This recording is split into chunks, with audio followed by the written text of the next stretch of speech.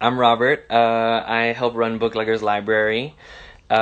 Since we started to open every Thursday at our shop in downtown Miami, Bookleggers has become a really beautiful, functional, and important community space for a lot of people. Now, since we can't open every Thursday, we're bringing books directly to you through a different Miami artist each week, reading here on Instagram Live. This is our third episode of Storytime for Grown-Ups, and I'm very excited to introduce this week's host, who is an award-winning environmental reporter for the Tampa Bay Times and author of 5 books, who has just been named. He's met the skunk ape, been photographed with every Florida public official who has ever been involved in a scandal. Bookleggers is proud to present Florida journalist and author of Oh Florida, Craig Pittman. He'll be reading and discussing 3 of his favorite Florida poems, and I think a couple of other. Hey, there he Buddy, is. how you How's it doing? going? Pretty good, pretty good. As you can see, it's just sunset here. I mean, it hasn't gotten full dark yet. Um, so so I'm still enjoying the cool breeze that's coming off the water and so forth. Okay, So good. Amazing, amazing. Well, thank you so much for joining us. Um, is there something that we left out? And before you start, I just wanted to clear up if there's any truth to any of those claims. um, I can neither confirm nor deny those claims. Uh, did want to mention though that I'm no longer with the Times, and I'm now writing weekly columns for the Florida Phoenix, which if you haven't checked it out, you should. It's an pretty amazing stories. I'm a native Floridian, so I collect all things Florida and, poetry. Florida, and we've had quite a few Ryman Simons use Florida as either a muse or a haven or both. Our visiting poets, people who lived here part-time, have included Elizabeth Bishop, who called Florida the state with the prettiest name, the state that floats in brackish water, held together by mangrove roots. Robert Frost, who named his winter home here Pencil Pines and wrote a poem by that name, and Wallace Stevens, who loved hanging out in Key West even after Ernest Hemingway cleaned his clock in a fistfight. I'm somewhat partial to Stevens because the title of one of his poems is Oh Florida, Venereal Soil, and I wrote a book called Oh Florida. Florida has a gracious plenty of poets living and working here now, and I'm going to read you poems by 3 of them. I am no expert on poetry, except that sometimes things that happen in Florida inspire me to write a haiku, which is the form of poetry that requires the least amount of time to look up what rhymes with orange. For instance, while stuck in a theme park traffic jam once, I wrote, "Traffic on I-4, backed up like a bad toilet. Where's Disney's Fast Pass?" Okay, moving on to the professional poets. First up is a poem by Campbell McGrath, who teaches creative writing at Florida International University, and several years ago was awarded a MacArthur Genius Grant, so you better be prepared for something smart. Here's his poem titled Hemingway Dines on Boiled Shrimp and Beer. Hemingway dines on boiled shrimp and beer. I'm the original two-hearted brawler. I gnaw the scrawny heads from prawns.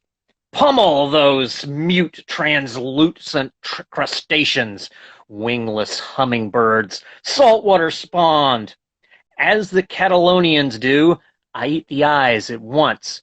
My brawny palms, I pop the shells with my thumbs, then crunch. Just watch me as I swagger and sated, then dabble in lager, before I go strolling for stronger waters down to Sloppy Joe's. My stride as I swagger shivers the islands. My fingers troll 1,000 keys. My appetite shakes the rock of the nation. The force of my miction makes the mighty Gulf Stream. By the way, I looked it up. Miction, in case you didn't know, means pee. So it's a rather bold claim by Mr. Hemingway. All right, moving on. Our next one is a poem by Susan Lilly, a native Floridian who is the poet laureate of Orlando. See, you thought it was going to be Goofy or Mickey, didn't you? It's not. She won the Rita Dove Poetry Award, and this one is titled Satellite Beach. I want to keep going after turning south on A1A, that hot slice of asphalt next to the heaving Atlantic. See again the bleached little towns, hooked together with shells and beachwear. Retail, but cheap, on the Space Coast. Driving through the old base housing, I find the house, the thin-walled box that once held your mom's antiques and our own little teenage headquarters in the middle of your daddy's Air Force. The inland cousin, I came weekends on the Greyhound with the latest 17 or True Confessions, maybe a new record album. Your straight-back dad was not in Vietnam. He was here, delivering the message nobody wanted. His simple and compassionate. In this world, his tan Ford was a bad omen. His colonel's uniform at the door made hearts pound and throats go dry. All he asked was no insubordination at home and a cold bush Bavarian at the end of the day. But our brains were blooming like the weed orchid in the scorched front yard. Our plans rattled louder than the sea grape trees on the beach walls between the swollen dunes. When we were 15, all my visits were alike. Friday night after dishes, we said one thing and did another. We danced on lit-up outdoor basketball courts. Wilson Pickett told us to wait till the midnight hour. We snuck out, gave and took escalating dares, found secret exits, starlit havens. Boys. We told each other everything, and to our parents, whose love for us glowed like an amulet inside their weary lies, we lied, we lied, we lied. All right, so much for growing up. Last, but certainly not least, is a poem by Yolanda J. Franklin, a native of Tallahassee who recently earned her PhD and teaches at FAMU. Her poetry collection, Blood Vinyls, was praised by none other than writer Roxane Gay as soulful, gorgeous, and intelligently crafted. Here's one called Bop, 40 Acres and a Mule on Apalachicola National Forest. He left. Deep-rooted pecan trees, arms full of hanging moss. Backdrop the eavesdrop of sighing trees near cornfields, where sweet potato and tomato gardens border remnants of a rusted fence, the color of dried blood. Once used to pin a wayward bull, my daddy and his brother taunted on walks home, past the cottonmouth, basking on Grandma Lacey's concrete doorstep. You'd better hush. Hush. Hush. Somebody's calling my name. I always jumped or rode over snakes with the front wheel of my Huffy bike. Daddy pulped bullet grapes or muscadines for moonshine in the mudroom shot off from the garage. Taught me how to walk out of quicksand, how to catch catfish with bare hands while squatting in shallow pools of fresh water, how to track deer, bear, wild boar, and the Thanksgiving turkey, and how to pick blackberries and plant a strawberry garden atop the hill where I had brothers with shotguns. Hush, hush, hush. Somebody's calling my name. Could thunder have caused the earthquake Grandma Lacey said rattled her photo with the picture frame lamp of President Kennedy? The same summer, I willed folded washcloths to levitate over the laundry basket like butterflies caught in a mason jar. The ghost of my great-grandfather, John Wyatt Hill, called my name nightly in psalms. You better hush, hush, hush. Somebody's calling my name. Well, that's it. I hope you enjoyed it.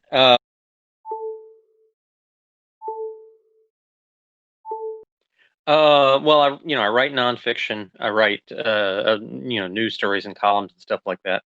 But I really enjoy poetry, and sometimes it really speaks to me. Sometimes it's a little hard to get through. You're not quite sure what the person's talking about.